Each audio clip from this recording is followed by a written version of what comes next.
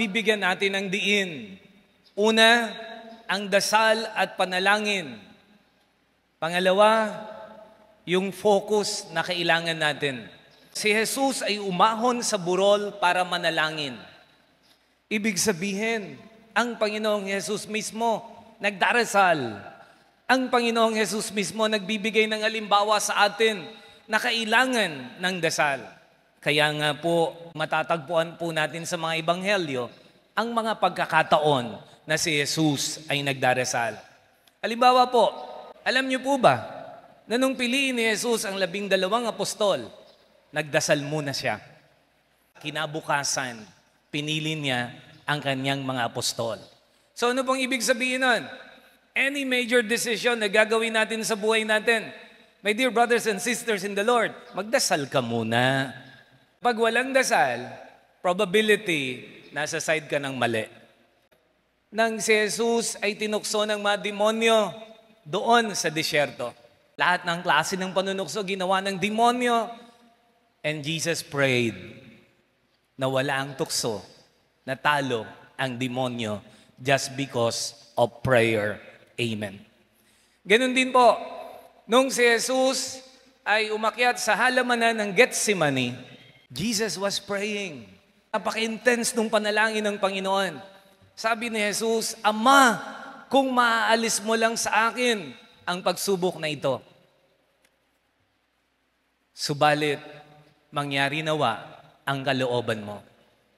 Ibig sabihin, mga minamahal na kapatid, andun din yung kanyang pag-aalala, kaya kailangan niyang magdasal sa kanyang Ama upang magkaroon ng liwanag ang kanyang pagtugon. Amen. Mga kapatid, tanungin ko nga po kayo, kailan ba yung talagang matindi at taimtim yung ating dasal? Yung iba po sa atin, baka huling taimtim na nagdasal nung panahon ng pandemya. Talaga naman pong mapapadasal tayong lahat noon. Lalo na kapag kakapamilya na natin yung bumabagsak at namamatay. At na-experience po nating lahat ito. Sabi ko nga, ang halimbawa ko palagi, dinala mo lang si tatay sa ospital para magpa-check up. Pagbalik ni tatay, nakalagay na sa garapon.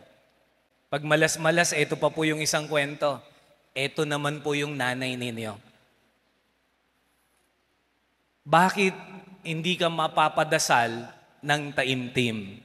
Amen. Mga kapatid, kailangan natin ang dasal. Kailangan natin ang pakikipag-usap sa Diyos. Kailangan natin ang panalangin. At ang panalangin basically ay pakikipag-usap sa Diyos. Yan ang kahulugan ng panalangin. Ang makipag-usap tayo sa Diyos. Ang makipag-ugnayan tayo sa Diyos. Communication. Ang panalangin, yun ang ating communication line sa Panginoon. And we all know, pag sinabi nating communication line, that is of utmost priority. Una po yun, communication line. Bakit po? When we say communication line, that's the lifeline. Amen.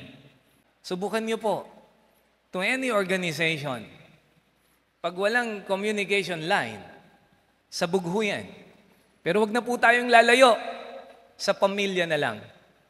Kapag hindi na nag-uusap si tatay, kapag hindi na nag-uusap si nanay, kapag hindi na nag-uusap si tatay, si nanay, at hindi na rin nag-uusap ang kanilang mga anak, sabog tayo dyan. Amen. Kaya mga minamahal na kapatid, sa umaga pong ito, binibigang diin ng ating Panginoon. At paanyaya ng Panginoon para sa lahat, magdasal tayo. Manalangin tayo sa Diyos. Tumawag tayo sa Diyos. That is our line. That is our communication line. And that is our lifeline. Amen. Kapag po nag-uusap, nagkakakilala. Sabi mo, kilala mo ang Diyos. Di ka naman nagdadasal. Nagdadasal ka lang pag malapit ka ng mamatay. Nagdadasal ka lang pag may mabigat na pagsubok. Nagdadasal ka lang pag nagkasakit ka. Pag magaling ka na, nakalimutan mo na naman ang Panginoon. Lifeline ang panalangin. Lifeline ang dasal sa Diyos. Amen. Magdasal po tayo. Tumawag po tayo sa Panginoon.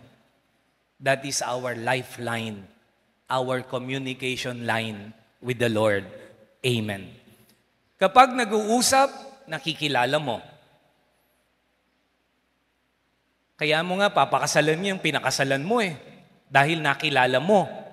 At hindi mo yan nakilala na hindi kayo nag-uusap.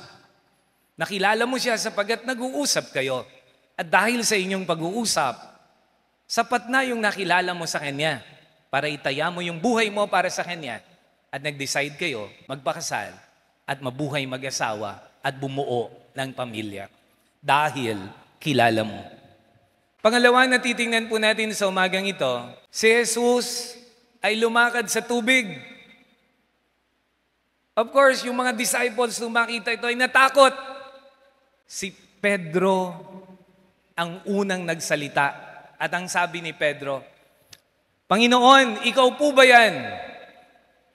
Sabi ng Panginoon, huwag kayong matakot. Ako ito, si Jesus.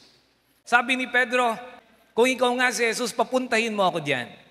Sabi ng Panginoon, halika, pumarito ka, lumapit ka. Sa palagay niyo po ba, si Pedro nakalakad sa tubig o hindi? The answer is yes. Kasi sabi ng Panginoon, halika, pumarito ka. And Peter was able to walk. Kaya lang, alam niyo, mga minamahal na kapatid, hindi ho nakarating kay Jesus eh. You know what happened? Sa lakas ng alon, sa lakas ng hangin, he was distracted. Sa halip na yung focus niya ay kay Jesus, nawala po eh. Inalis niya ang kanyang focus kay Jesus and because of that, munting nang malunod si Pedro. Itinaas lang muli ng ating Panginoon. Amen. Kaya pala, mga minamahal na kapatid, in everything that we do, and this is really the second point, you don't lose focus. Kapag wala kang focus, wala kang mararating. Sa mga mag-aaral po na naririto ngayon, kakampi ko ang inyong mga magulang. And they will tell you, focus anak sa iyong pag-aaral. So that, pagdating ng araw, maging matagumpay ka. Amen. Ngayon, ang dami yung distractions. Ang daming alon. Ang daming malalakas na hangin. Kapag diyan ka tumingin, you will drown. At ang ibig sabihin, kapag pala nawawala ka sa focus, pwede kang malunod. Pwede kang mapahamak. Amen. Ibig sabihin, mga minamahal na kapatid, kung ang focus natin ay sa Diyos tayo. Kayo ng mga mag-aaral, kung ang focus natin ay pag-aaral, mag-aaral kayo para maging matagumpay kayo. Ang nawawala sa focus, napapahamak, subalit ang nakafocus, nagiging matagumpay. Amen.